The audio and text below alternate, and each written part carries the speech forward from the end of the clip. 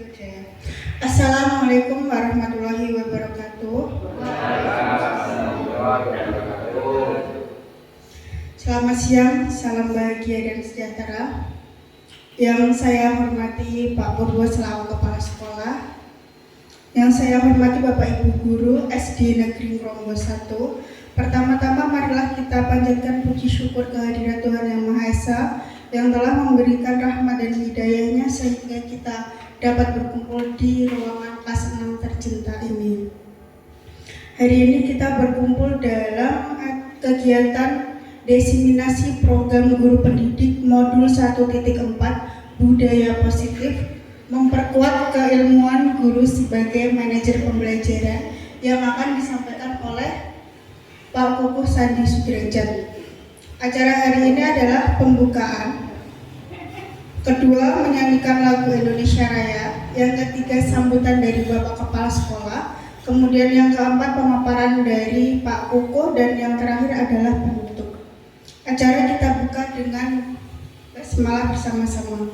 Bismillahirrahmanirrahim. Kemudian untuk acara yang kedua adalah menyanyikan lagu Indonesia Raya. Untuk Ibu Tati. Nanti ya, apa ini? Nanti yang itu.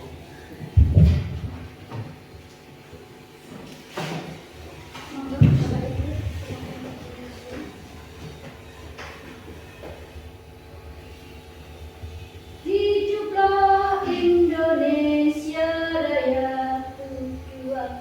Indonesia tanah airku, tanah tumpah darahku. Di sanalah aku berdiri, jadi pandu hidupku. Indonesia kebangsaanku, bangsa dan tanah airku. Marilah kita berseru, Indonesia bersatu.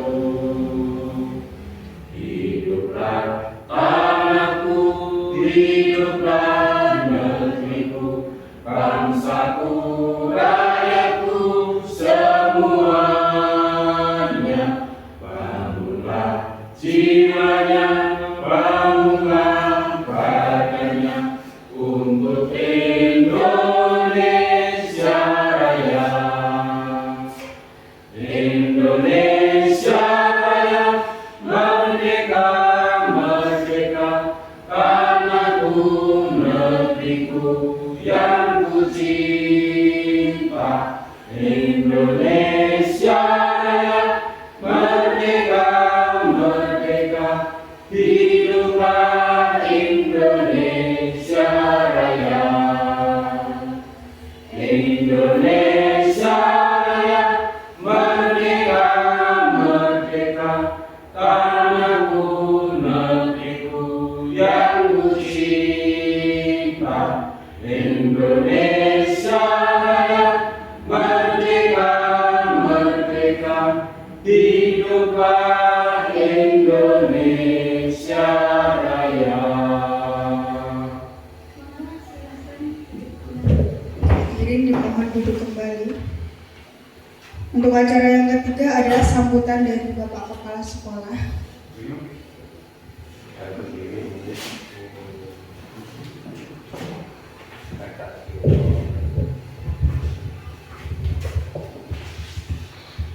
Assalamualaikum warahmatullahi wabarakatuh. Alhamdulillahirabbil alamin wassalatu wassalamu ala asyrofil anbiya'i wal mursalin sayyidina wa maulana Muhammadin wa ala alihi wasallam amal ba'du. Pada Bapak Ibu guru yang kami hormati, pada Bapak Ibu guru calon guru negara yang kami hormati, sebelumnya marilah kita panjatkan puji dan syukur atas kehadirat Tuhan Yang Maha Esa yang telah memberikan segala rahmat beserta hidayahnya kepada kita sekalian, sehingga dalam hari ini kita dapat berkumpul bersama di SD Negeri Robo 1 dalam keadaan sehat walafiat. Amin.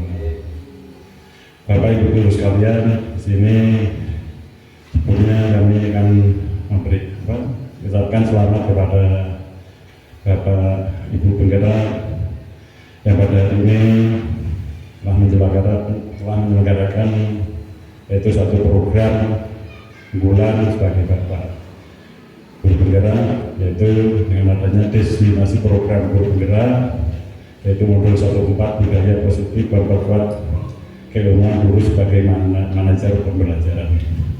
Harapan kami mudah-mudahan dengan adanya kegiatan tersebut dapat memperkuat pendidikan di SD Negeri Robo 1, khususnya pada Bapak Ibu Guru yang melaksanakan malam Guru Penggerak dan umumnya kepada Bapak Ibu Guru di SD Robo 1. Harapan kami juga mudah-mudahan akan dapat mengembangkan sisi pendidikan di SD Robo 1. Saya kira hanya itu saja yang dapat kami sampaikan.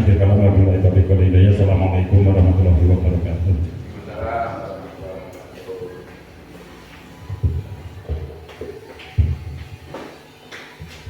Untuk acara selanjutnya adalah pemaparan dari Bapak Hugo tentang diseminasi budaya positif.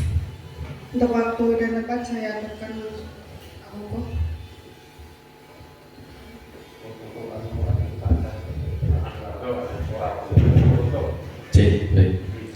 Baik, terima kasih kepada Ibu Rini atas bantuannya sebagai moderator dan atas sambutannya oleh Bapak Tribuno Wicaksono selaku Bapak Kepala Sekolah SD Negeri Nomor 1, dan tentu kehadiran Bapak Ibu Guru semua di tengah-tengah kesibukannya.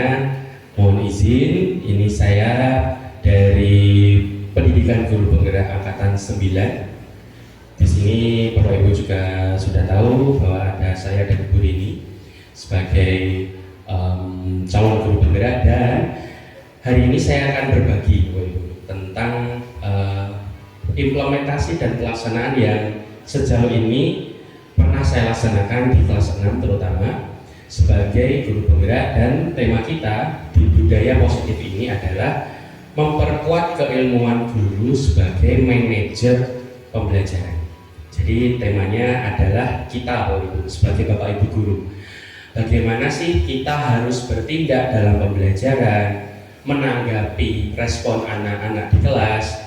Itu nanti kita akan saling berbagi hal-hal positif dan semoga nanti bisa memberikan manfaat untuk Bapak Ibu Guru semua. Untuk pembelajaran ya Bapak Ibu, untuk hari ini seperti saya membagikan pengalaman pembelajaran, yaitu diharapkan saya selaku JDP mampu menyampaikan pembelajaran dari penerapan konsep inti di modul budaya positif serta pemahamannya. Jadi apa yang saya pahami dan pernah saya lakukan ataupun masih perlu saya perbaiki, ini saya akan coba bagikan ke Bapak Ibu Guru semua. Kita akan membahas tentang budaya positif. Jadi budaya hal yang sudah mengakar dan positif untuk kita. Coba Bapak Ibu Guru, kita mulai dari pertanyaan pemantik. Jadi nanti kita awali dengan ini dan kita juga akhiri dengan ini. 3 pertanyaan besar di awal. Silakan nanti dibatin saja Bapak Ibu, apakah ini cocok atau tidak ya. Gitu. Sesuai juga dengan pengalaman Bapak Ibu Guru di sekolah. Ya, pertama, hukuman itu dapat mendisiplinkan anak. Mungkin Bapak Ibu ada yang setuju, ada yang tidak setuju. Dan juga diorek-orek di sticky notes yang saya siapkan. Oh, ini saya setuju, hukuman itu mendisiplinkan. Misalnya, boleh saja. Kemudian yang kedua, pemberian hukuman dengan hal positif. Hukuman ya, tapi positif dapat seperti membaca atau membersihkan halaman sekolah itu dapat meningkatkan disiplin anak. Jadi kalau di atas tadi itu hukumannya saja, yang di bawah ditambahi hal positif dengan membaca atau membersihkan halaman, kira-kira bisa nggak ya untuk meningkatkan disiplin anak. Kemudian yang terakhir yaitu memberi penghargaan, reward kepada anak-anak, itu bisa nggak ya meningkatkan motivasi belajar anak kita di kelas. Kita awali dari 3 ini. Setuju atau tidak setuju ya silahkan nanti Bapak Ibu Guru simpan dulu, nanti kita akan jawab di akhir. Oke. topik belajar kita Bapak Ibu Guru, kita nanti akan belajar 3 hal, yaitu tentang disiplin, nilai kebajikan dan motivasi, dilanjutkan hukuman, konsekuensi, dan restitusi dalam membuat keyakinan kelas, dan diakhiri dengan posisi kontrol guru segitiga restitusi. Kita akan terfokus pada 3 ini saja, ya. Meskipun materinya jauh lebih luas, namun saya memberikan batasan untuk pembahasan kita yang sekiranya ini cocok dengan budaya kita di SDTV nomor 1. Oke, kita mulai dari pembelajaran pertama, Pak. Oke, kita ada game kecil, Bapak Ibu. Silakan Bapak Ibu memegang sedikit notes-nya masing-masing. Bu ini nanti mungkin bisa dengan Bu Mas ini nggak apa-apa, tapi di sini dulu. Ditulis saja nanti terus disobek ya Bapak Ibu. Saya ambilkan satu contoh. Sedikit terus nanti bisa. Nah ini. Saya akan ambil satu kertas Bapak Ibu. Nanti Bapak Ibu juga. Ini yang belakang ada yang saya orek-orek seperti ini. Ada ya, itu berarti yang tidak dipakai, berarti ini di bawah itu. Jadi Bapak Ibu pakainya yang dari sisi atas ini. Yang bawah ini taruh alas gitu. Saya yakin Bapak Ibu semua nih sobeklah secari kertas ya. Sobek ini tidak perlu disobek, nanti diambil gitu saja. Dan tuliskan satu benda atau sesuatu di dalam hidup Bapak Ibu Guru yang sangat berharga dan ingin terus dijaga dan tidak mau kehilangan itu. Misalnya Bapak Ibu Guru punya satu benda kesayangan, atau satu hewan peliharaan kesayangan, atau satu kenangan yang sangat membekas. Coba Bapak Ibu Guru silakan tuliskan singkat saja di kertas paling atas. Silakan ditulis secara mandiri, monggo. Tidak usah diberitahu apa, cukup karena ini kan rahasia Bapak Ibu Guru ya. Tapi silakan ditulis. Silakan ditulis. Satu saja. Ya. Saya apa?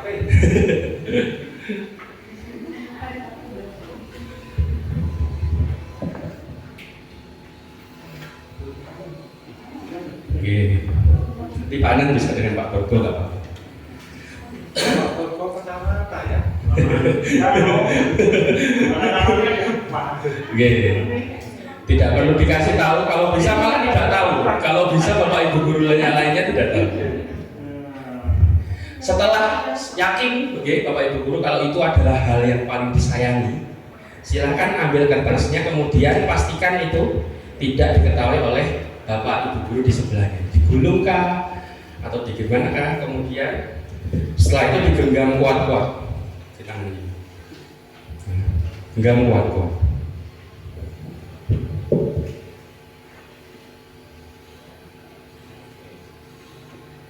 Kalau sudah diambil, digenggam kuat-kuat, tidak kelihatan, posisikan Bapak Ibu Guru di sini sebagai pribadi A.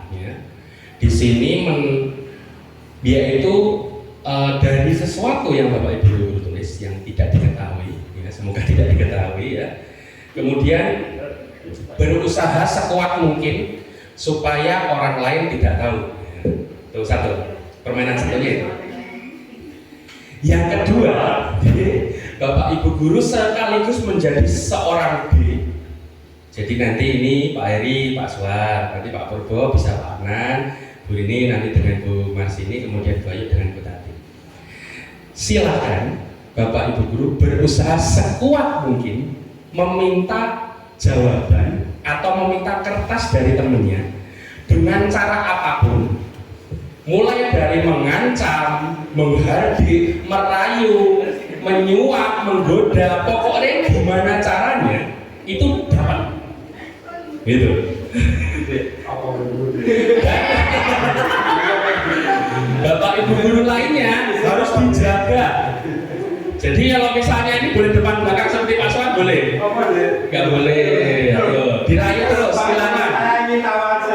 Bu Ayu boleh tanya Bu Rini, Pak Anan boleh tanya Pak Purbo. Kita boleh nggak apa-apa. Pak Heri, boleh saya lihat nggak Pak? Nggak boleh, waduh. Kalau misalnya nanti saya punya uang 5 juta mau nggak Pak Heri itu? Waduh. Oke. Ganti dong dengan aku. Oke, terima kasih. Pak Suar sangat terlihat sekali di sana. Oke, Bapak Ibu Guru, sekilas ini ya tadi ya. Dan ini kalau dilanjutkan mungkin bisa sampai sore. Intinya dari hal singkat ini Bapak Ibu Guru mempertahankan tapi juga bisa menanyakan tadi dengan cara sesuatu yang apapun yang terjadi saya harus dapat, dan apapun yang terjadi saya nggak boleh kehilangan di waktu yang sama. Nah, menurut Bapak Ibu Guru, ya, ini disebutnya adalah ilusi. Kalau misalnya saya tanya, misalnya ke Bu Rini, Bu Rini, seandainya Bu Ayu meminta dengan segala apapun untuk kasih uang 1 triliun dan lain-lain, dan itu apa kira-kira yang akan Bu Rini respon dari hal yang diusahakan oleh Bu Ayu? Membayangkan uang itu kemudian memberinya. Oke. Goyah ternyata Bu Rini setelah melihat uang 1 triliun itu lagi. Dan Bu Ayu, bagaimana Bu? Apakah siap memberikan uang 1 triliun hanya untuk mengetahui apa yang dimiliki oleh Bu Rini?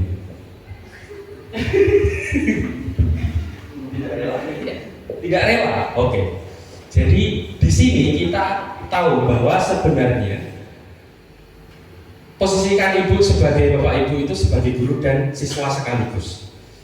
Jadi kira-kira siapa sih yang berhak untuk membuka tangan kita? Siapa sih yang bisa membuka genggaman tangan kita? Orang lain atau diri sendiri? Diri sendiri ya. Apakah seandainya Pak Heri pengen tahu apa yang dipegang Pak Suar, saking berharganya nanti diitik-itik terus sampai ketawa, tapi kira-kira akan dilepaskan nggak?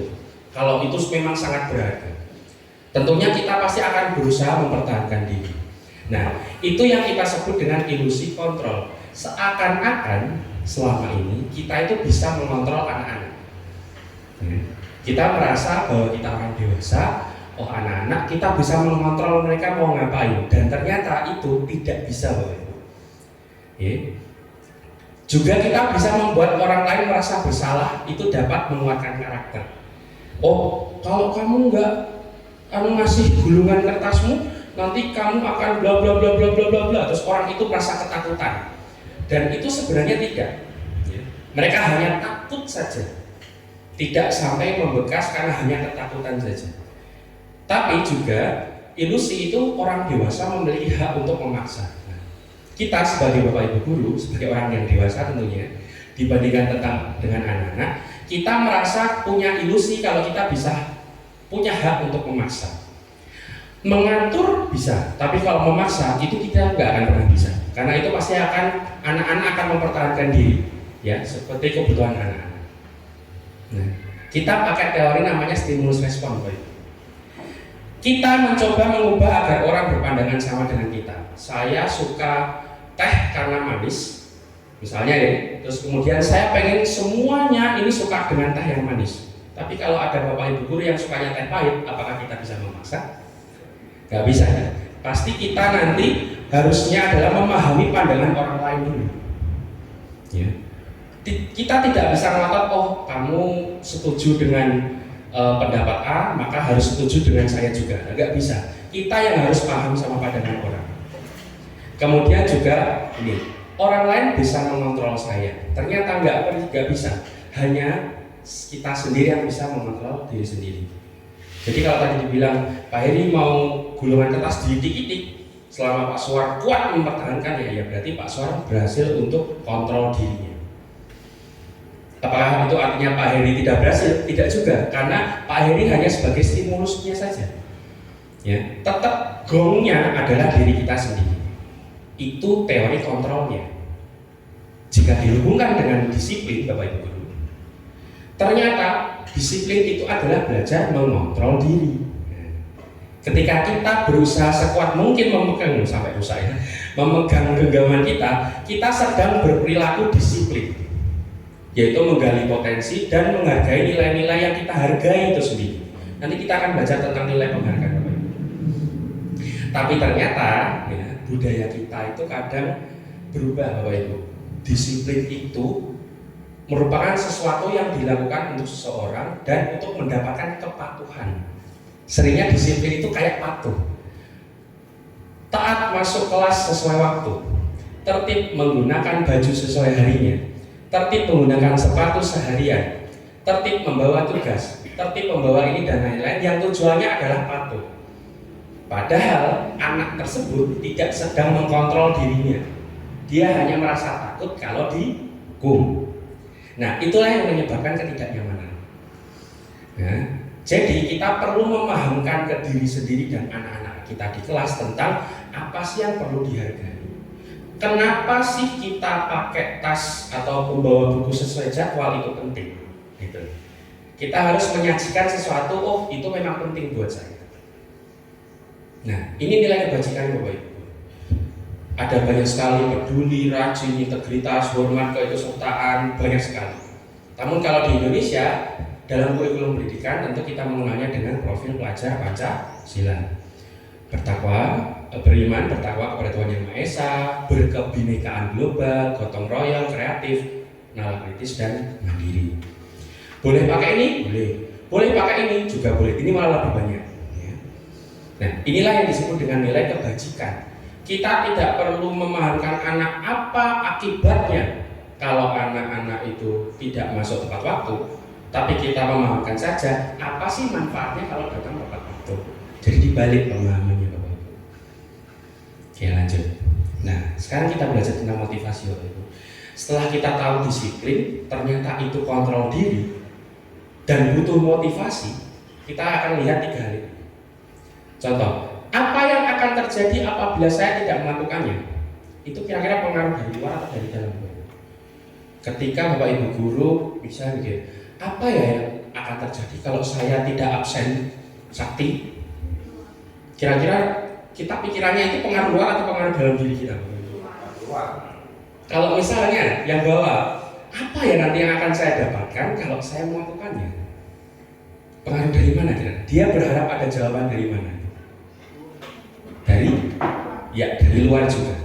Tapi ketika ini saya akan menjadi apa ya kalau saya bisa melakukannya? Jadi kalau saya absen tepat waktu, nanti saya kira-kira manfaatnya apa ya? Nah, yang nomor 3 ini adalah dari dalam. Kita menyebutnya yang atas ekstrinsik. Ini juga ekstrinsik. Dan terakhir adalah intrinsik. Motivasi dalam diri. Inilah akar dari disiplin Bapak Ibu. Tidak dipaksa, tidak mengharapkan imbalan, tapi mengharapkan manfaat. Nah, ya, ketika kita bisa menyajikan sesuatu dan kelihatan manfaatnya, insya Allah akan ada motivasi intrinsik. Itu. Ini contoh kegiatan implementasi yang saya lakukan dan masih berjalan, masih perlu banyak perbaikan tentang kegiatan-kegiatan untuk memotivasi anak untuk disiplin tadi. Mungkin saya akan putar yang pernah saya laksanakan ini. Tadi di mana mic-nya? Bapak Ibu bisa menyaksikan dulu.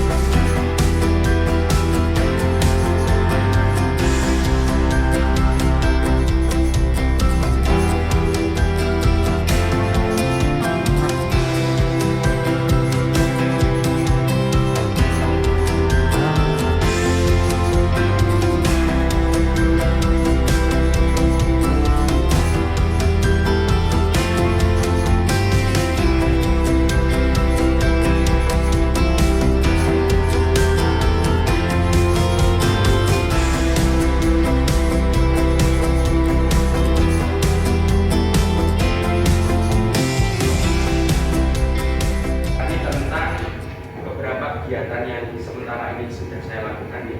Saya akan berikan. Jadi ada bermain di luar kelas, intinya menyajikan sesuatu yang bermanfaat untuk anak, entah dari kesenangan ataupun dari kegiatan lainnya. Itu pembelajaran pertama, Pak. Kita sudah tiba-tiba di pembelajaran yang kedua. Ini tentang konsep hukuman, konsekuensi, dan restitusi keyakinan kelas, Bapak Ibu.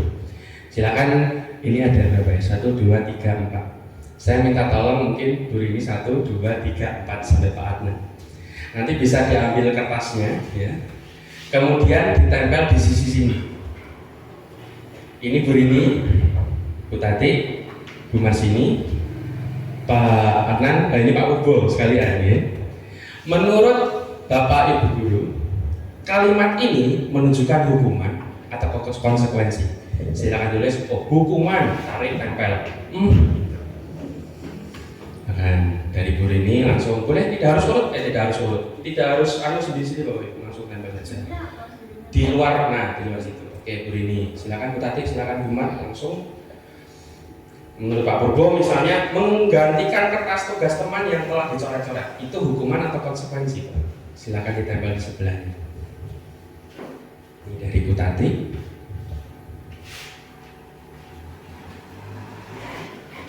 Bu Marsini.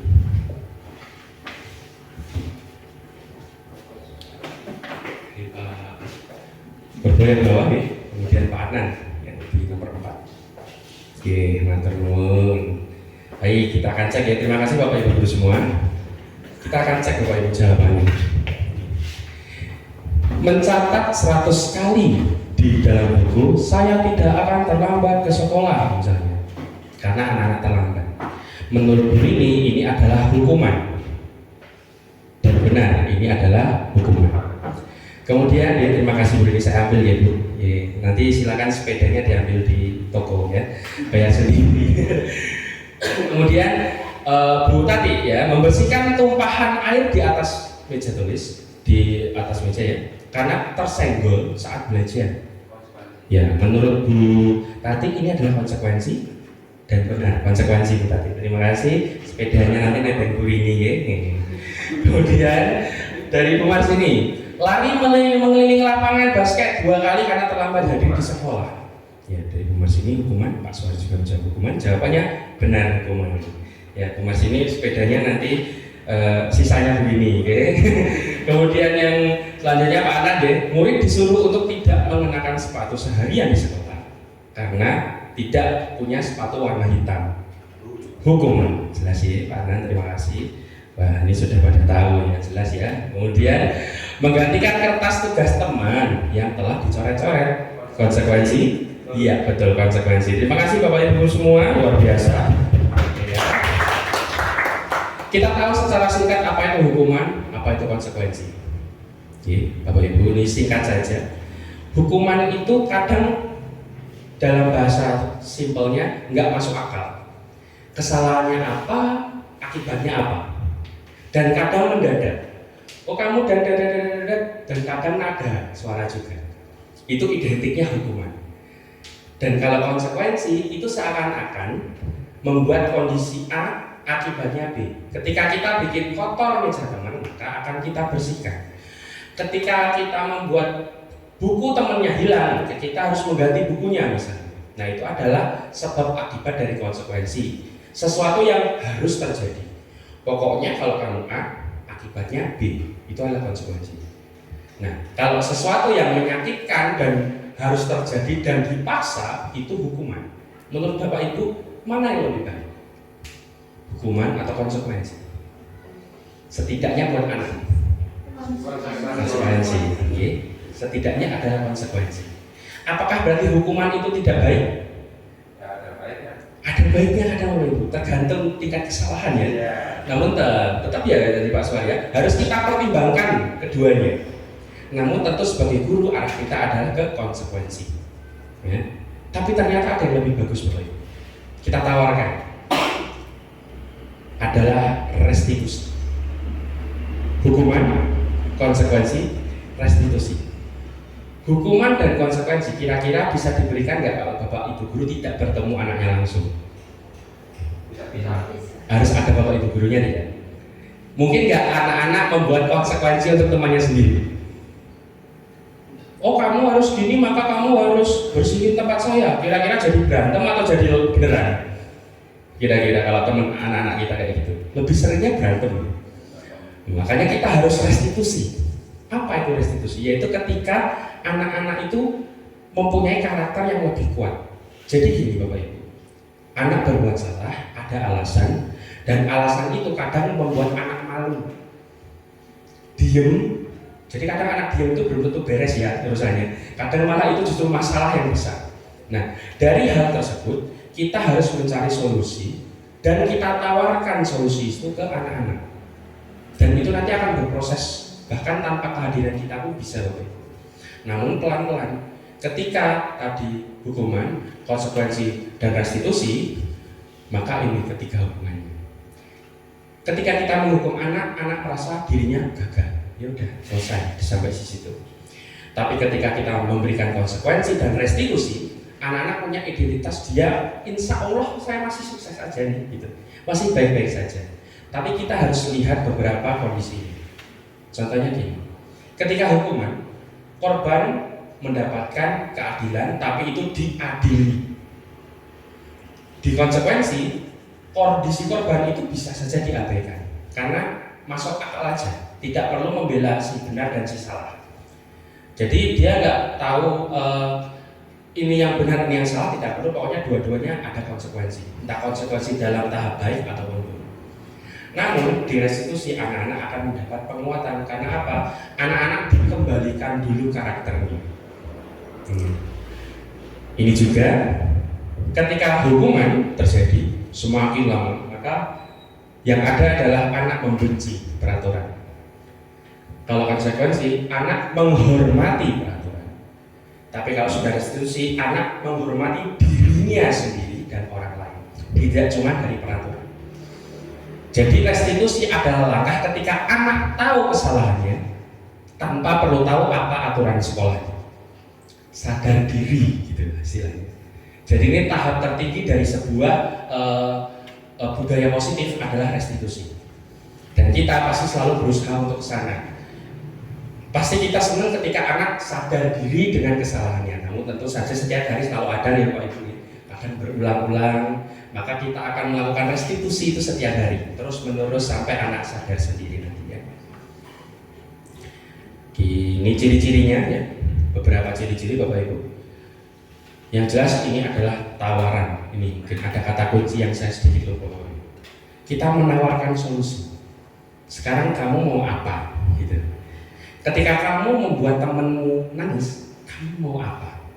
Kita bantu tapi ya. Jadi kita nggak menurut aja. Ya sudah Bu, biarin aja. Nanti juga diam sendiri. Ya memang diam sendiri. Tapi nanti kan akan berlanjut. Rasanya itu akan berlanjut. Nah, kita harus menawarkan solusi dulu. Mendengarkan anak mau apa, nah kita baru memberikan masukan di situ. Restitusinya di situ. Jadi nggak terserah anak gitu. Kemudian tujuannya adalah memperbaiki hubungan, terutama kalau kesalahannya antar orang. Misalnya berantem, tujuannya adalah memperbaiki hubungan, bukan cuma melupakan perbuatannya, tapi juga hubungannya diperbaiki. Oke, kita akan sedikit praktek tentang keyakinan kelas Bapak Ibu. Mungkin pernah mendengar atau tidak mendengar, kita akan hubungkan langsung dengan peraturan-peraturan di kelas Bapak Ibu sendiri. Entah itu secara tertulis atau secara spontan, pasti Bapak Ibu guru pernah sekali saja membuat peraturan di sekolah dan itu mungkin diberlakukan di kelas itu sampai hari ini. Misalnya anak-anak harus buang sampah pada tempatnya gitu. Ini saya mau tentang 1, 2, 3, 4, 5. Semua saja Bapak Ibu. Mungkin bisa ditempel di kanan kirinya boleh. Per Bapak Ibu satu dulu. Silakan Bapak Ibu membuat satu peraturan yang depannya pakai kata dilarang, tidak boleh, jangan, kalimat-kalimat negatif. Bapak Ibu dulu silakan tulis di satu kertas dan ditempel di area ini. Kita akan tahu ya. Saya juga akan membuat. Misalnya apa ya? Dilarang apa ya? Bapak Ibu kalau butuh alat tulis.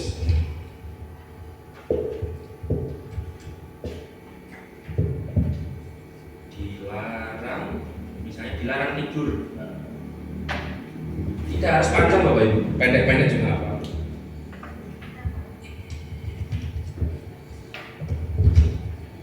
Dilarang tidur.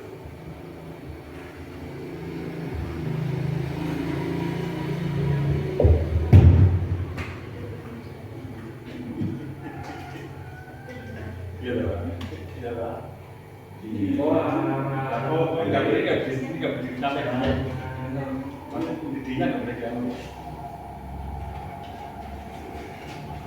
Satu saja Bapak Ibu, per Bapak Ibu cukup bikin satu dan silakan durasi. Saya akan lihat dari sini. Monggo langsung tekan aja Pak, monggo. Kita akan cek satu-satu. Saya berharapnya Bapak Ibu guru juga ingat yang ditulis ya.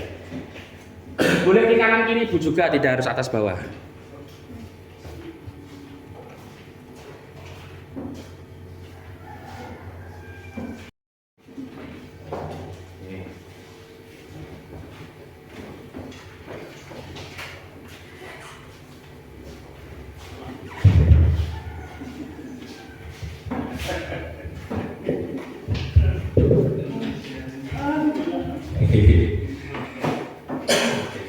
Sembilan berarti harusnya ada 9 tulisan. Siap-siap lagi Bapak Ibu, kita akan nulis ada lagi satu lagi. Oke, saya bacakan dulu. Dilarang tidur, jangan berisi, tidak boleh mencoret tembok, jangan buang sampah sembarangan, tidak bawa kaos, dilarang ikut olahraga, tidak boleh makan atau minum di dalam kelas, dilarang bermain di dalam kelas, dilarang mencoret-coret tembok dan meja, tadi sudah, jangan ramai. Oke. Ini adalah peraturan-peraturan yang umum ada di kelas dan pasti kita secara spontan. Ya. Tidak berarti orang yang guru yang super tidak pernah melakukan ini, pasti pernah melakukan ini dan pasti masih dilakukan sampai hari ini. Nah, coba Bapak Ibu guru dengan tulisan Bapak Ibu guru tadi yang ditulis, pasti ingat ya, tidak mungkin langsung lupa ya baru ditempelkan. Kita akan balik sedikit perintahnya di sebelah kanan nanti. Coba saya ambil contoh punya saya sendiri. Ketika saya bilang dilarang tidur, coba saya bilang misalnya apa ya, kalimatnya diubah tapi intinya nggak boleh tidur. Misalnya selalu semangat, tidak tidur, nggak mungkin tidur itu semangat kan ya. Maka saya akan tulis selalu semangat. Nah silakan Bapak Ibu balik kata-katanya dengan kalimat yang lebih positif tapi intinya sama. Lalu semangat. Aku bawa apa gitu? Azwar menuliskan apa tadi? Tidak bawa kaos, dilarang ikut olahraga. Misalnya, nanti coba kalau saya tawarkan ya Pak. Setiap siswa lebih baik menggunakan seragam olahraga. Anak-anak tanpa perlu tahu apa konsekuensinya, apa hukumannya. Ya. Jadi kita ubah. Tadi Pak. Jadi berkaitan dengan yang ditulis tadi.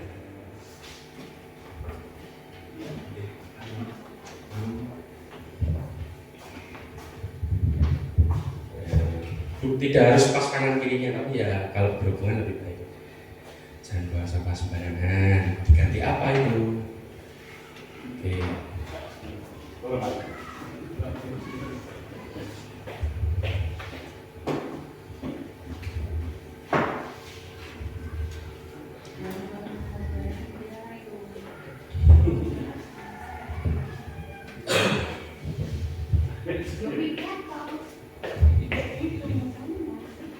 Oke, kata-katanya bisa diubah. Saya cek satu-satu ya. Yang sudah dilarang tidur, berganti selalu semangat.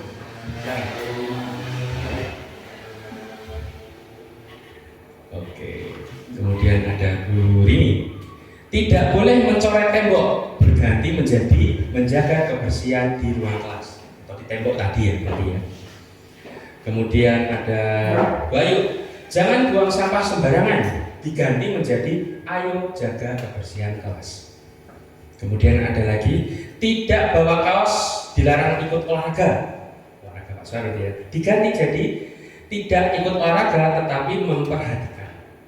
Aduh, saya ambil contoh lagi. Oke, ada lagi jangan berisik, diganti budayakan hidup bersih. Ada lagi dilarang mencoret-coret tembok dan meja, diganti sebaiknya memperhatikan. Oh ini kebalik. Boleh ya? Oke, gak apa-apa. Kemudian tidak boleh makan dan minum di dalam kelas, diganti menambah kekuatan di tempat yang sudah tersedia. Jadi makan tadi di tempat yang tersedia. Oke Bapak Ibu, kita tahu hal negatifnya, kita tahu hal positifnya. Kita sekarang tentukan nilai kebijakannya. Mohon izin saya ambil dulu Bapak Ibu. Nilai kebajikan yang banyak tadi. Tapi kita akan rangkum saja ya biar tidak terlalu banyak nanti. Kira-kira kalau kita berbicara tentang kebersihan kelas termasuk tembok tadi, maka nilai kebajikannya apa Bapak Ibu? Nilai kebajikannya apa? Yang paling pas kira-kira. Jadi satu nilai yang paling pas mewakili kata menjaga kebersihan.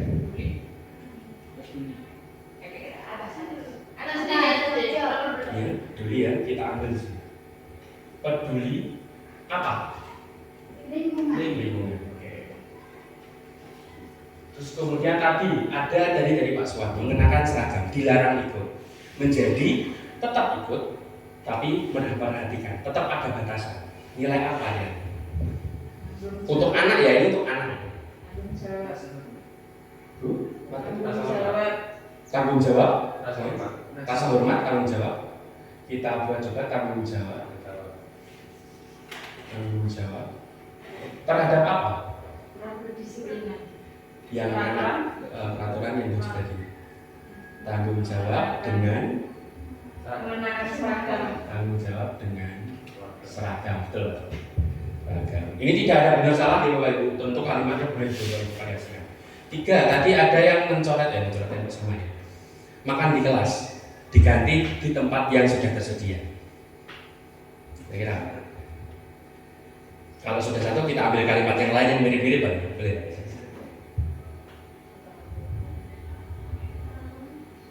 Peraturan.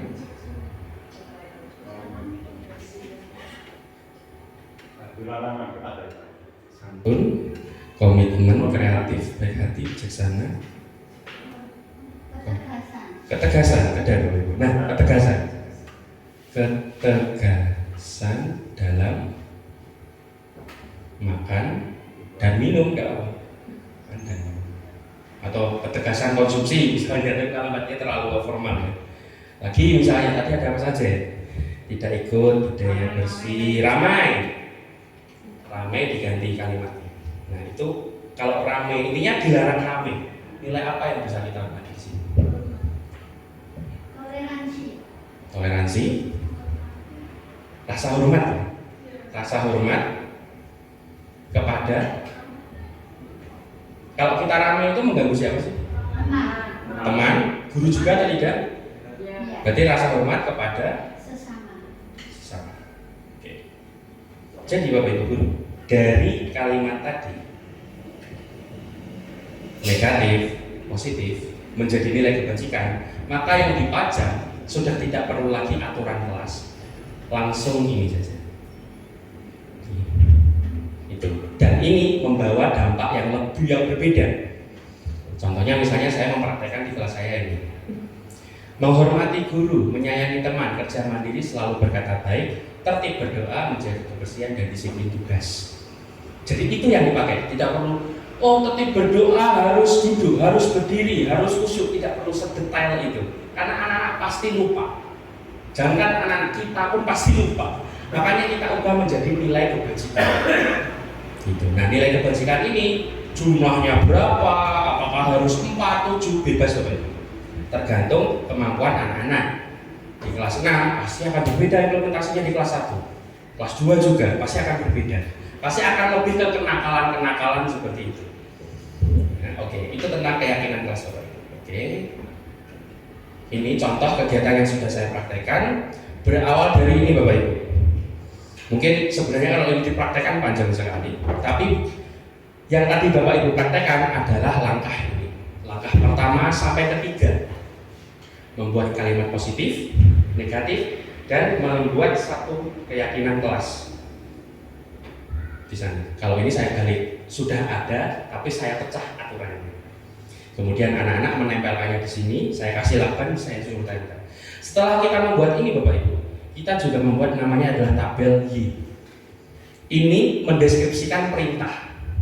Misalnya saya berbicara, silakan semua berdoa sebelum belajar. Anak harus ngapain dan apa yang dilakukan oleh guru. Jadi ini membagi tugas anak dan tugas guru. Ketika saya menginginkan anak berdoa sebelum belajar, kira-kira saya harus ikut doa nggak? Apa sudah doa belum? Sudah selesai. Karena saya harus menghormati sesama dan menyayangi teman, berkata baik, tertib berdoa, saya juga harus ada di situ. Jadi peraturan ini, yang dulu namanya peraturan, adalah mengatur anak dan mengatur saya sebagai guru. Kita punya kesepakatan. Ketika ada teman, tidak cuma saya, anak-anak juga, ayo segera masuk kelas. Anak-anak harus ngapain kalau dengar itu? Dan saya harus ngapain kalau mau ngomong seperti itu? Apakah ketika ayo segera masuk kelas, saya ternyata masih di rumah? Kan tidak mungkin. Saya juga harus sudah tepat waktu datang di sekolah. Jadi saling menghargai keduanya. Itu adalah keyakinan keras.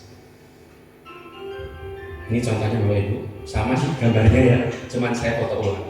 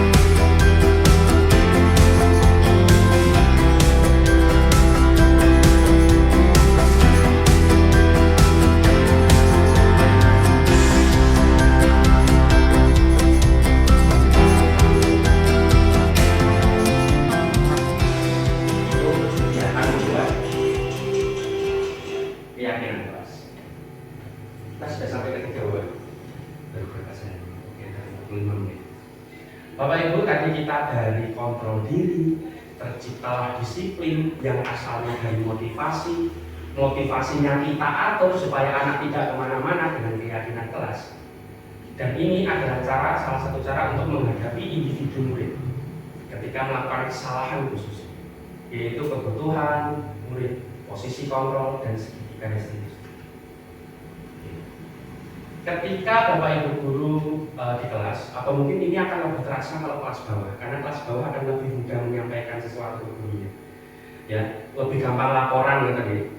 Nah, jika kita harus paham dulu Bapak Ibu, kebutuhan anak itu apa saja. Jika ada anak bilang, ibu guru bilang aku tidak boleh bersenandung sewaktu mengerjakan tugas, katanya kelas harus tenang, tidak ada suara, kan nggak seru jadinya. Jadi anak-anak itu dia butuh kesenangan di kelas itu. Ya, tugas kita adalah memberikan kesenangan itu, tapi dengan cara yang teratur sesuai keyakinan kelas. Ya, jadi tidak harus selalu melarang, endokning bahasa Jawanya, supaya lebih nyaman. Kemudian ibu guru tadi tidak menyapaku hari ini, padahal aku kan pakai jepitan rambut baru, mau pamer, karena dia merasa ingin diterima dan disayangi. Ya. Dan tidak harus jepit rambut ya, kadang apa punya apa, ada cerita, kadang anak tadi di rumah ngapain sama kakaknya, adiknya, itu dia merasa ingin diterima. Kemudian ada bilang, aku bosen, masa belajarnya cuma gitu-gitu aja, dengerin ibu guru aja. Dia berarti merasa kurang bebas, ya. Pengennya muncul, gitu. Pengennya keluar. Nah, biasanya kalau saya udah keluar itu bukan hanya anak yang bosan, saya juga lagi bosan. Kita sama-sama punya kebutuhan, yuk kita keluar. Kemudian terakhir ada, aku sebel, gambarku tidak rapi, malah ibu guru nunjukin ke teman-teman di depan kelas. Jadi dia merasa malu, dia merasa penguasaan dirinya kurang. Jadi Bapak Ibu guru, untuk bertahan hidup Setidaknya ada 4 ini yang perlu diterima anak dan kita juga sebagai guru. Ya. Senangnya anak, senangnya guru pasti beda.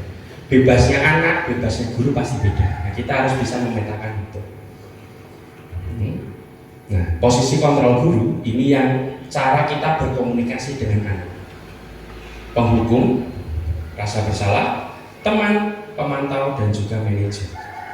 Menurut Bapak Ibu guru, dari 1, 2, 3, 4, 5 itu menunjukkan urutan yang lebih apa? Dari penghukum ke manajer, lebih apa itu? Lebih baik kah? Lebih cocok kah? Lebih baik. Lebih baik. Berarti penghukum dan manajer lebih baik manajer gitu Bapak Ibu. Kita akan cek proses. Tadi kita di depan belajar tentang identitas gagal, berhasil dan sukses. Ya, ketika anak merasa dirinya, motivasi dirinya adalah gagal, berarti dia harus kena hukuman atau dibuat bersalah. Gitu. Gurunya mau munjuk-munjuk, menyindir, ya, dan juga kata-katanya ada ancaman. Kalau kamu tidak melakukannya, awas ya, rasa titenono gitu. Jadi, kemudian hasilnya adalah tadi anak akan memberontak, menyalahkan orang lain dan berbohong. Ya, dia sering terkena hukuman, jadinya pembohong. Karena apa? Dia jujur, merasa tidak dihormati. Tapi kadang kita juga membuat anak merasa bersalah. Ya. Anak salah itu memang harus salah. Kita tidak boleh membenarkan kesalahan anak. Yang kita benarkan adalah cara komunikasinya. Ya. Seharusnya itu kamu kayak gitu kemarin. Kecewa Pak Guru, kecewa nih Bu Guru. Untuk anak yang paham dan meresapi betul-betul itu membekas. Waduh, tadi Bu Guru marah sama saya, padahal enggak sebenarnya gitu. Tapi karena omongan kita itu membekas ke anak dan kita juga nanti menjadi menyangkal, jadi bohong. Dari penghukum ke pembuat merasa bersalah, jadi agak naik. Ya. Jadi masih mending membuat rasa bersalah daripada menghukum. Kalau di sini lebih melas gitu. Kalau di sini udah marah-marah, rodo melas ya, rasanya feel-nya itu kasihan ya. Ingin dikasihani. Tapi juga ketika kita sudah memposisikan sebagai teman, bolo, konco, gitu ya. Ayolah, lakukan demi ibu. Masa kamu nggak mau ya? Ingat, ibu dulu kan kemarin pernah bantu kamu bla bla bla, kayak temen kita ngobrol. Nah, ketika kita ngobrol dengan anak seperti teman, ada baiknya, ada buruknya. Anak akan lebih nyaman mendengarkan, lebih jujur, nggak takut ngomong, tapi menjadi ketergantungan. Ya, sama seperti kita bergantung sama teman loh. Nah, kalau buat guru, buat anak, maka anak akan merasa anak itu setara dengan guru, padahal itu adalah awal dari kehancuran. Ya, kita nggak boleh harus setara dengan anak, tidak boleh. Setara dalam arti adalah kemampuannya saja, tidak perlu sampai status guru dan anak itu perlu digemborkan, tidak perlu. Naik lagi menjadi pemantau. Ini sebenarnya peran paling enak, Bapak. Karena cuman kamu tadi kenapa terlambat ya? Memang terlambatmu kenapa? Alasannya apa? Oh, di rumah begini ya. Terus tadi kamu di jalan ketemu siapa saja? Terus lagi kira-kira akibatnya apa? Hanya menanyakan terus, menanyakan sesuatu yang kita sudah tahu jawabnya. Karena apa? Kita punya keyakinan kelas tadi. Oh, ketika anak dia rame, ketika Pak Guru atau Bu Gurunya berbicara, maka kira-kira nilai keyakinan kelas mana Bapak Ibu yang sedang bilangnya? Hormati guru. Jadi nilai keyakinan kelasnya apa? Padahal kita sudah tahu jawabannya. Ya. Kita pancing anak biar dia menjawab.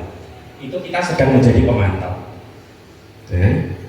Anak-anak akan lebih menyesuaikan diri, tapi kalau diawasi, manut karo gurune nek gurune ono, manut kalau Pak Guru nek Pak Gurune juga ono. Gitu. Dan paling perfect ini yang paling sulit. Dan kita pasti selalu berusaha tentang menjadi manajer.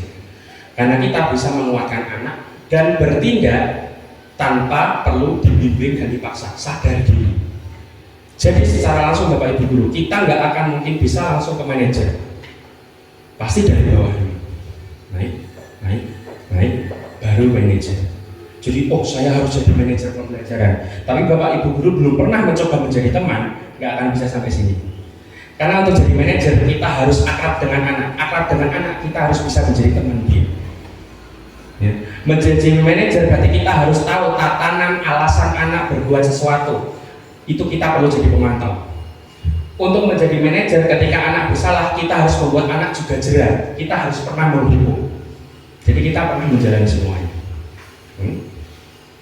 Oke. Menurut Pak Anan, kalimat pertama Pak Anan, saya kecewa sekali dengan kamu. Kira-kira apa Pak Anan? Memberi rasa bersalah? Betul Pak Anan, terima kasih. Bu Tati, yang kedua menurut Tati apa? Kamu ini tidak pernah benar jika melakukan sesuatu.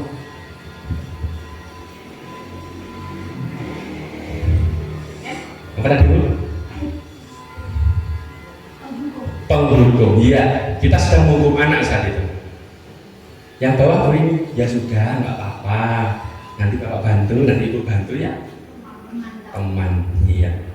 Kemudian Pak Purbo, menurut Pak Purbo nih, coba nak, apa kamu mau mendapatkan tambahan nilai? Seperti apa Pak kira-kira?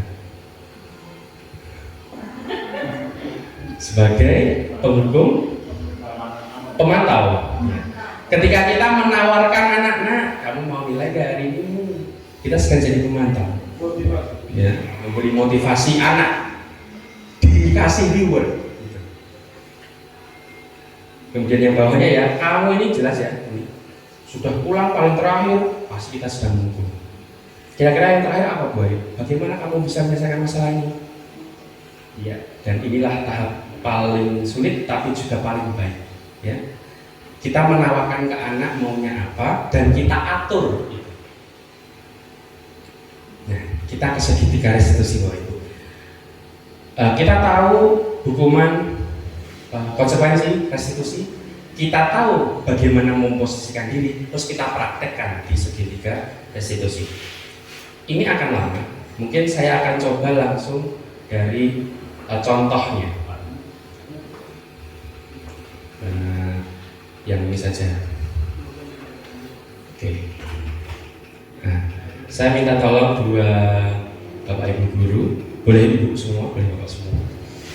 Saya ingin Bapak Ibu mempraktekkan sebuah teks yang sudah saya tulis sebagai guru dan sebagai siswa. Adakah yang mau? Saya tawarkan dulu. Ya, kita sebagai pemantau dulu. Sebagai guru dan sebagai siswa. Ada? Oh boleh, silakan, terima kasih. Silakan Bu Rini dan Bu Ayu berperan. Kalian berdua boleh memilih siapa yang mau jadi siswa, siapa yang mau jadi guru.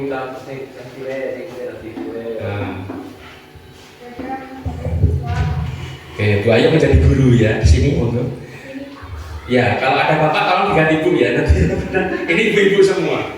Oke, nanti silakan tukeran-tukeran mic dioleh dari siswa.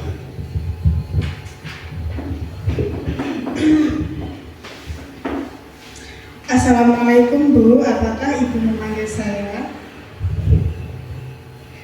Waalaikumsalam. Iya betul, silakan duduk dulu.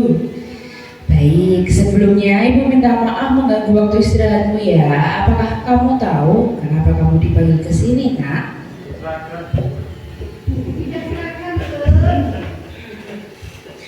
Apa karena saya belum mengumpulkan tugas kemarin, Bu? Betul, Mak Rini. Tadi Ibu menghitung jumlah pengumpulan tugas dan memang kurang satu. Ternyata tinggal kamu saja yang belum mengumpulkan tugas. Tidak ada manusia yang sempurna. Ibu jika pernah melakukan kesalahan, Ibu harap nanti tidak mengulanginya lagi ya.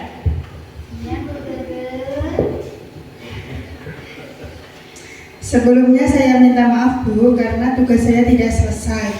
Sebenarnya saya juga mengerjakan, tetapi saya terlalu asik bermain spidol warna sampai jam pelajarannya selesai. Sebenarnya dirimu patut bangga pada diri sendiri karena sudah memiliki minat dan bakat yang baik. Namun tentu semua harus seimbang ya.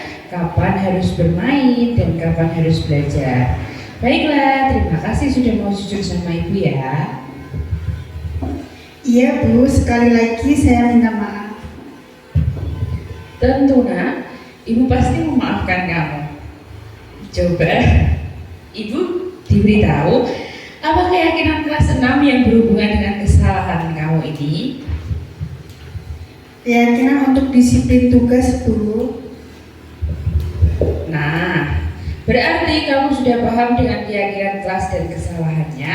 Sekarang apa yang kamu lakukan untuk memperbaiki kesalahan? Saya akan selesaikan tugas saya hari ini dan saya berjanji akan mengutamakan tugas dulu sebelum kembali bermain. Alhamdulillah, terima kasih. Ibu hargai sekali usahamu ya nak. Sekarang kamu boleh melanjutkan aktivitas di jam istirahat ini. Baik Bu, saya pamit. Assalamualaikum.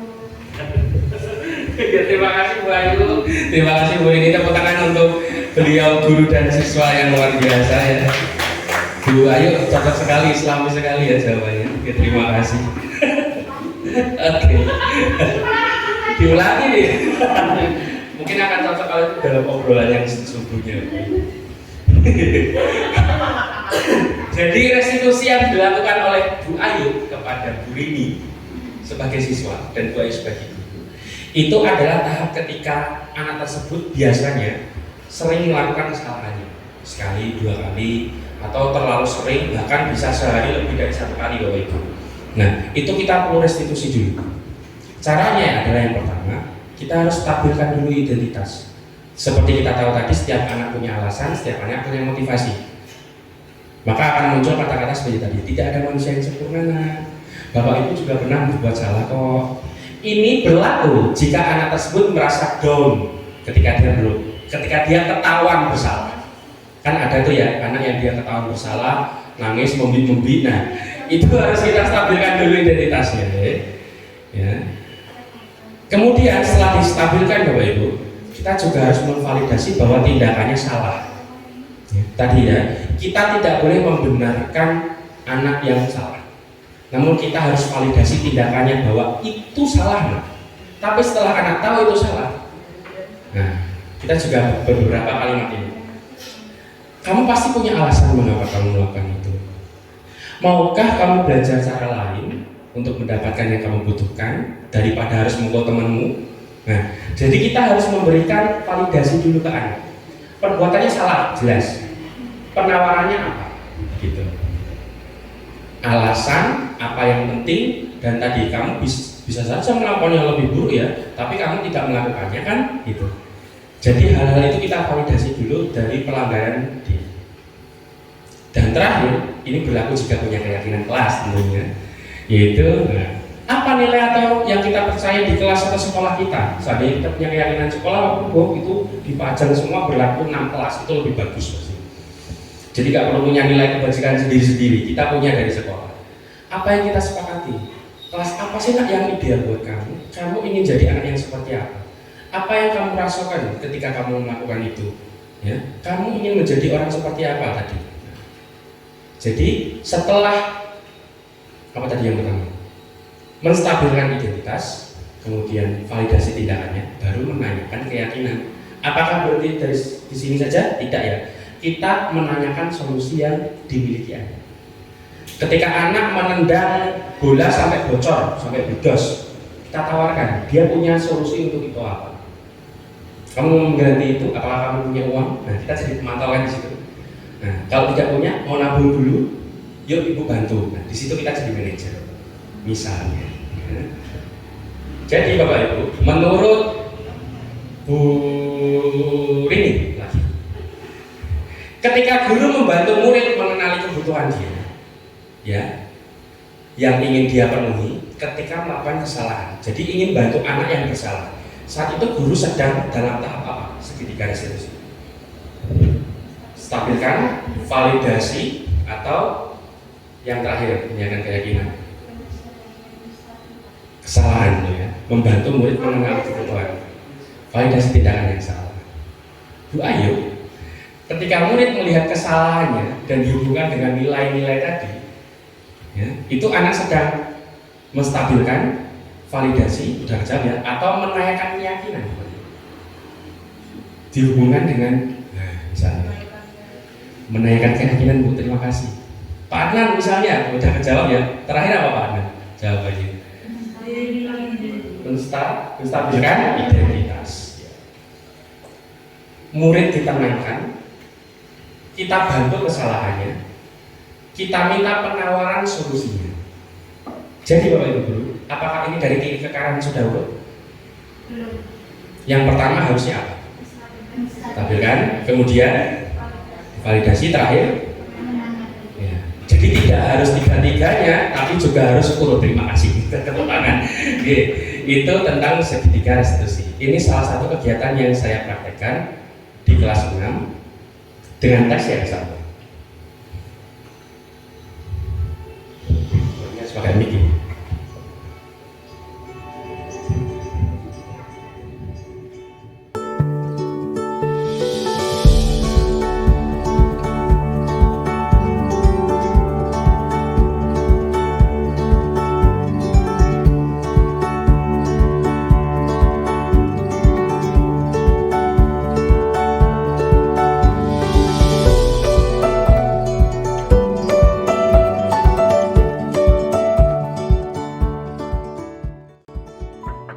Assalamualaikum Pak. Apakah Bapak manggil saya? Ya, silakan bukan. Iya Pak. Sudah sehat. Alhamdulillah sehat Pak. Sebelumnya Bapak minta maaf karena mengganggu waktu istirahatmu ya. Apa kamu tahu kenapa kamu dipanggil ke sini?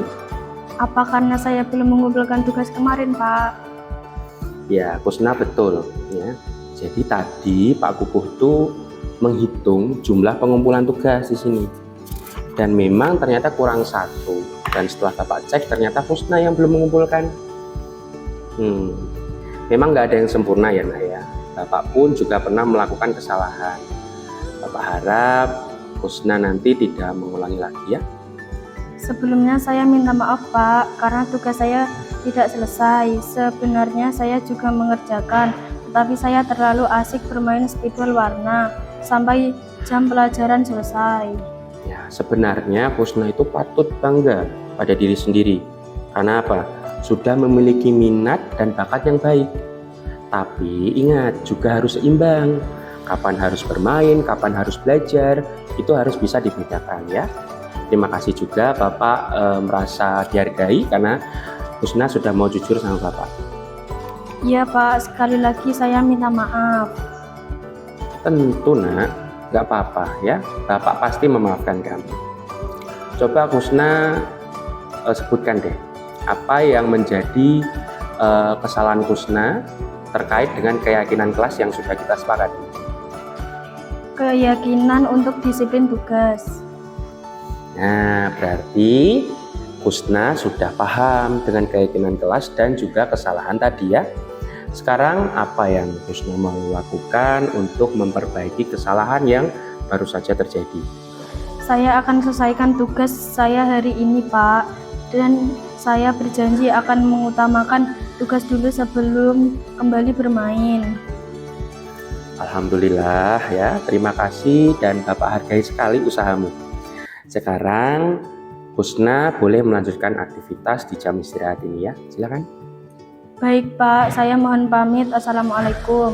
Waalaikumsalam. Ya.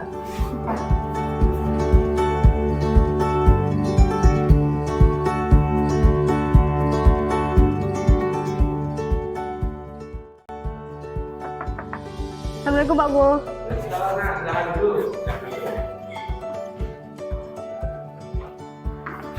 Sudah jajan belum tadi? Sudah. Sudah, silakan duduk dulu. Baik, Noval, ini Bapak panggil ke sini karena ada yang ingin Bapak tanyakan. Apa betul tadi Noval tidak ikut pelajaran olahraga? Ikut Pak, tapi tidak memang sampai selesai. Nah, berarti betul ya. Tadi itu Pak Suwar cerita kalau Noval tidak ikut pelajaran voli. Apa Noval sedang sakit kah? Atau ada yang membuat Noval takut kah? Tidak Pak, saya sehat. Saya merasa tidak bisa bermain voli Pak, jadi saya ke kelas saja. Baik kalau begitu, terima kasih sekali atas kejujuranmu ya. Noval memang berhak merasa seperti itu dan memilih untuk menghindarinya. Tidak apa-apa, semua orang pernah merasa tidak percaya diri bahkan takut. Bapak percaya nanti Noval bisa kok melewatinya. Baik Pak, terima kasih. Sikap Noval ini tidak perlu dijadikan beban pikiran, ya. Namun tentu ada sikap lain yang harus diutamakan, seperti memastikan kalau Noval itu sudah izin dengan Pak Suar selaku guru olahraga. Karena ini nanti bisa menimbulkan kesalahpahaman dengan Pak Suar, ya. Iya Pak, saya minta maaf. Tentu Bapak maafkan, ya. Sekarang coba Pak Kuku dikasih tahu keyakinan kelas 6 yang berhubungan dengan sikap Noval tadi apa? Keyakinan untuk menghormati guru Pak. Nah, berarti kamu sudah paham, ya. Lalu apa coba usaha Noval agar keyakinan kelas tadi yang Noval sebutkan tidak bisa terlaksana, dan apa yang ingin diperbaiki oleh Noval? Saya akan berbicara dengan Pak Suar karena kesalahan saya tadi Pak, dan saya berjanji saya akan lebih menghormati Pak Suar. Alhamdulillah. Terima kasih, dan Bapak hargai sekali ide dari yang kamu sampaikan barusan. Jadi ini silahkan Noval menemui Pak Suar, ya, khususnya untuk minta maaf dulu kepada beliau langsung. Nanti kalau Noval merasa kesulitan bisa minta tolong Pak Kuku, ya. Baik Pak, saya mohon pamit. Assalamualaikum. Waalaikumsalam. Terima kasih, ya. Ya Pak.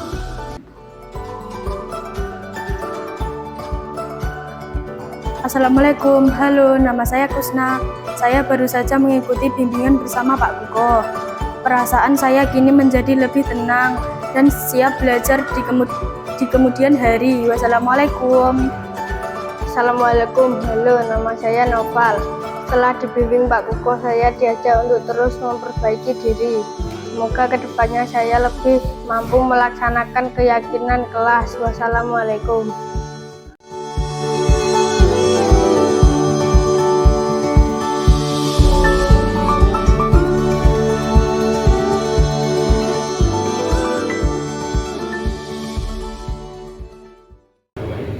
Tadi sesingkat cerita ini panjang karena 2 kasus sebenarnya.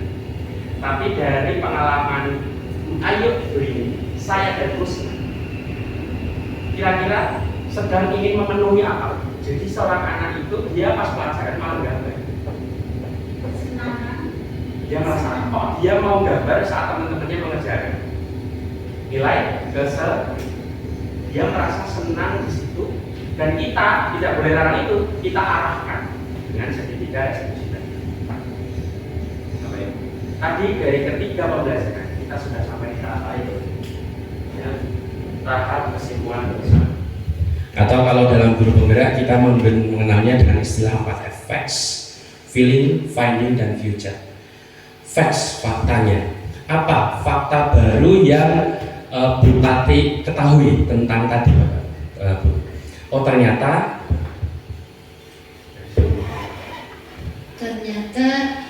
anak itu bisa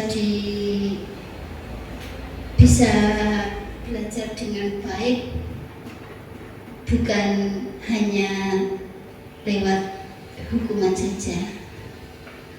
Ya Bu ya, jadi tidak hanya karena hukuman anak-anak bisa belajar lebih baik, ya Bu ya.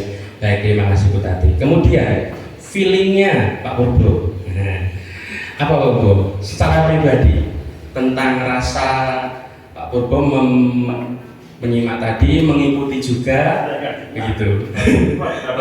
Yang dari awal Pak, dari awal tadi, bagaimana perasaan pribadi Pak Purbo, merasa seperti apa mengikuti kita hari ini? Ya, terima kasih.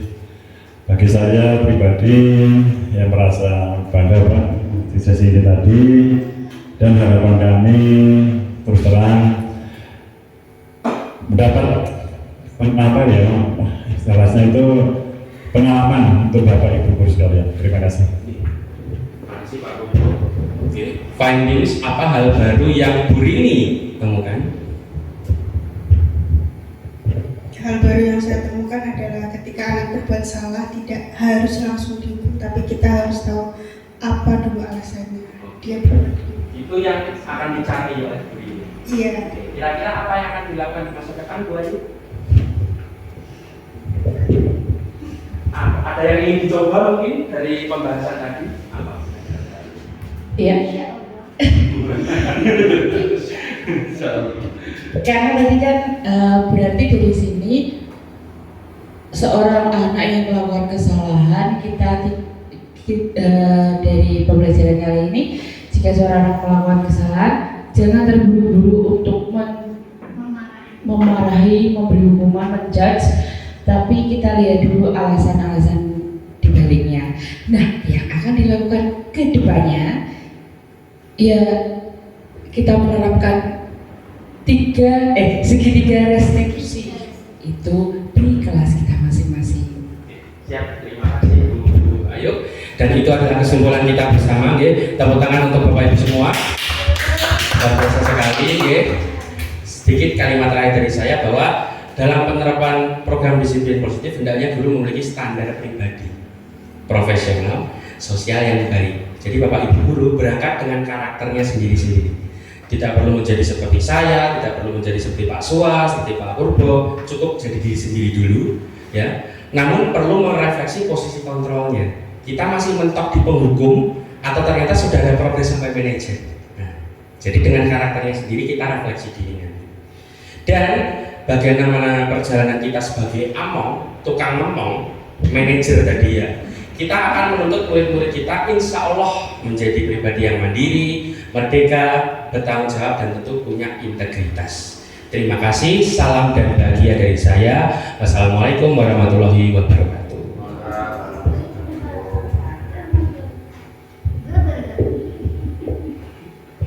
Terima kasih Pak Bo untuk pemaparan yang luar biasa mengenai disiplin positif. Semoga kedepannya kita dapat menerapkan keyakinan kelas, segitiga restitusi untuk menyelesaikan masalah-masalah yang ada di dalam sekolah. Saya selaku moderator meminta maaf jika ada kekurangan. Sekian dari saya. Wassalamualaikum warahmatullahi wabarakatuh.